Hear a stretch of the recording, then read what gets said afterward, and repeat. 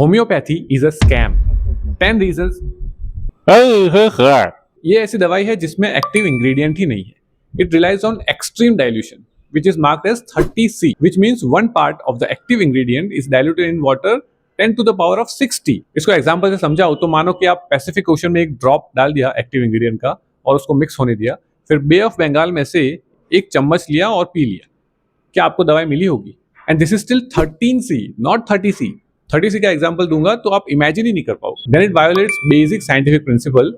It says water retains memory. Water का molecule जिस भी एक्टिव इंग्रेडिएंट के आसपास जाता है तो उसकी इफेक्ट वो मिमिक करता है, वो उसकी मेमोरी होल्ड करता है, जो पॉसिबल नहीं है। There is no evidence beyond placebo. इसमें मल्टीपल स्टडीज हुई है।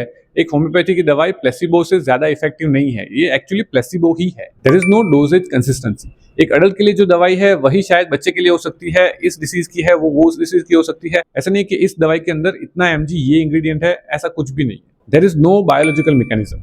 For a medicine to work it has to bind to some receptor, it has to destroy pathogens. कोई केमिकल रिएक्शन होना चाहिए, बट जब दवाई के अंदर वो मॉलिक्यूल ही नहीं है एक्टिव इंग्रेडिएंट का, तो केमिकल रिएक्शन आएगा कैसे? इसकी जो ओरिजिनल स्टोरी है वो फ्लॉड है। सैमुअल हैनेमैन ने ऐसा प्रपोज किया था कि लाइक क्योर्स लाइक, कि आपको जो हुआ है उसका एकदम डाइल्यूटेड चीज में दूंगा तो आपकी इम्यूनिटी बिल्ड होगी उसके लिए, और फिर आप उससे फाइट कर पाओगे। और दूसरी चीज, डाइल्यूशन इंक्रीजेस द पोटेंसी। ये सब ऐसी चीजें हैं जो बहुत टाइम पहले हुई थी। ये सब इस टाइम में हुआ था जब बैक्टीरिया वायरस का डिस्कवरी भी नहीं हुआ था। That's a massive global medical rejection. सारी जो लीडिंग मेडिकल बॉडीज है उसने बोला है कि होम्योपैथी में कोई वैल्यू नहीं। There is an overwhelming failure in clinical trials.